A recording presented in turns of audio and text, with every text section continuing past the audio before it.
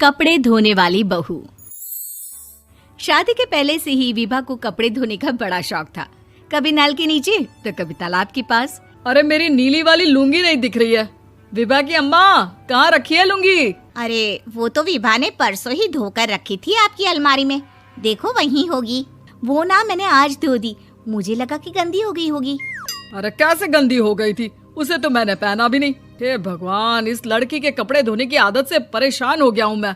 जितना तो घर में राशन नहीं आता, उससे कहीं ज्यादा डिटर्जेंट पाउडर का खर्चा है। इसकी शादी करवा दो, शादी जाए अपने घर में ही करे काम, फिर चाहे घर के कपड़े धोने हो या पूरे गांव के।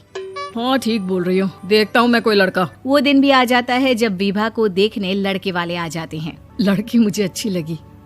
होने वाली सास कहती है, बेटी अगर कुछ पूछना है तो पूछ लो। वैसे तो हमारी लड़की बहुत ही शर्मिली है, जो बोल दो वो मान लेती है, इसे क्या पूछना होगा। अरे कैसी बात कर रही हो माँ, मुझे इन लोगों के घर रहना है, सवाल तो कई है। हाँ हाँ बेटा, पूछ लो ना, क्या पूछना है। आप लोगों के घर कपड़े कौन धोता है? सास का मुंह बन जाता है। देखो, अगर तुम ये कहना चाहती हो कि तुम्हें कपड़े धोने नहीं आते तो सुन लो, कपड़े मैं ही धोती हूँ, लेकिन तुम्हारे आ जाने के बाद मैं रुमाल तक नहीं धोऊंगी। अरे चुप रहना भाग्यवान, बहू बेचारी घर आई नहीं, उसे डराना शुरू कर दिया। वो क्या है ना बिटिया, अभी तक तो ये कल्लू की माँ ही धोती थी, लेकिन अब तुम्हारे पापा तो दहेज में वॉशिंग मशीन देंगे ही। तभी विभा की माँ बोल पड़ती है, सवाल भी पूछा तो क्या। वैसे भाई साहब, मशीन की तो फिर भी कपड़े धोने की कैपेसिटी होती है, मतलब जो बिटिया दे रहे हैं ना विभा, इसे कपड़े धोने का बहुत शौक है। ये आप लोगों के क्या, आस पड़ोस गांव मोहल्ले सबके कपड़े धो दे और उफ तक ना करे।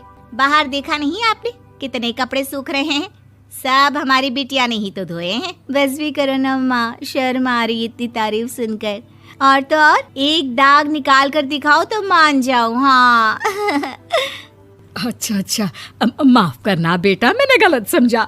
हमें तो रिश्ता बहुत पसंद है। और ऐसे जुड़ जाता है रिश्ता कपड़े धोने का शौक रखने वाली विभा का। उसकी शादी हो जाती है कोयला फैक्ट्री में काम करने वाले कल्लू के साथ। शादी के बाद अचानक विभा चिल्लाती हुई सास के पास आती है। सासू माँ, अरे सासू माँ कहाँ है आप? ये तो धोखा है, धोखा दिया आप लोगों ने मुझे। इसे ससुर के चक्कर के बारे में पता चल गया। अरे तो उसमें तुझे क्यों धोखा मिला है? अरे नल में पानी नहीं आता, कपड़े कैसे कब धुलेंगे? अच्छा, तू पानी नहीं आ रहा उसकी बात कर रही है। तो आपने क्या सोचा? कुछ नहीं। अच्छा, तेरी माँ ने कहा था कि कपड़े धोने का शौक है तुझे, याद आया मुझे। शौक बोलकर कपड़े धोने वाले मेरे जुनून को कम ना आके सासू माँ, कपड़ा धोना मेरा गुरूर है। तभी पति भी वहाँ आ जाता है। अभी मैंने इसे सनी देओल की फिल्म दिखाई है, उसी के डायलॉग मार रही है माँ। अच्छा सुन, साफ बता रही हूँ, पानी सुबह 4 से 6 और शाम को 10 से 12 आता है, समझी? विभा टाइमिंग सुनकर हैरान हो जाती है। ये क्या भूतों का मोहल्ला है? सुबह 4 बजे उठकर कौन कपड़े धोता है? 4 बजे टंकी में पानी जाता है, फिर सारा दिन धोना ना, किसने मना किया? अरे कैसी बात कर रही हैं? 200 लीटर की टंकी में कितने कपड़े धो लूंगी मैं, सुबह ही उठ जाऊंगी मैं। अब क्या था, विभा सुबह 4 से लेकर रात के 12 बजे तक कपड़े ही धोती रहती। एक रोज सास पड़ोस से निकलकर कहीं जा रही होती है कि साथ वाली कहती है, हाँ कल्लू की माँ, जरा ये बताओ कि 2 साड़ी है, 2 ब्लाउज और एक पेटीकोट और एक नाड़े वाला लंबा कच्छा। हाँ तो? अरे तो क्या, कितना लोगी धुलाई ये बताओ। धोबन दिख रहे हैं हम क्या? हमारे पति सरकारी नौकरी से अभी रिटायर हुए हैं और बेटा सुपरवाइजर है कोयला फैक्ट्री में।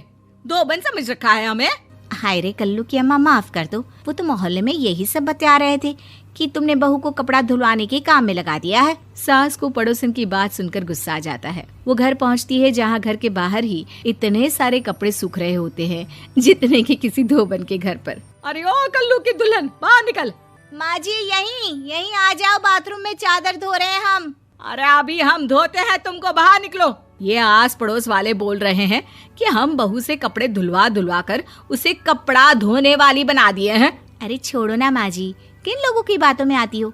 आस पास के लोगों का तो काम ही होता है कि वो किसी तरह सास बहू को लड़ा दे। बहू सारे घर के कपड़े धोती है, ये क्या कम है? बोलिए। सास को भी लग जाता है कि वो बहू का ये सनकीपन नहीं छुड़वा सकती, इससे अच्छा है कि खुद ही चुप हो जाए। एक रोज सास और बहू मंदिर जाते हैं, जहाँ सास की साड़ी वहाँ खड़ी भीख मांगने वाली से मिलती है। माँ जी क्या बात है, आपकी साड़ी उस भिखारन से कितनी मिल रही है ना? हाँ हाँ देखो तो, दोनों की साड़ी मिल रही है। क्या बात है कल्लू की अम्मा, तुम खुद को तो अफसर की बीवी बताती हो और ऐसी सिंपल सी प्लेन साड़ी पहनकर घूमती हो। सिंपल और प्लेन नहीं है ये साड़ी। तो क्या सोने के धागे से फूल बने हैं? कुछ भी सासू माँ, कुछ भी। हाँ बने थे इस साड़ी में सोने के धागे से फूल।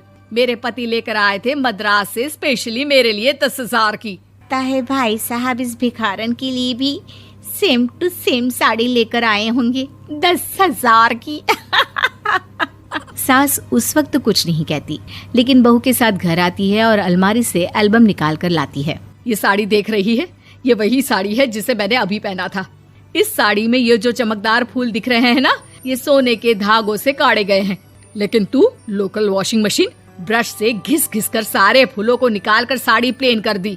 मुझे माफ कर दीजिए सासू माँ। और तो और, जब मैंने तुझे तेरी गलती के लिए कुछ नहीं कहा, लेकिन तूने तो सबके सामने मेरा मजाक ही बना दिया। क्यों? बहू को समझ में आ जाता है कि अब से उसका कपड़े धोना बंद।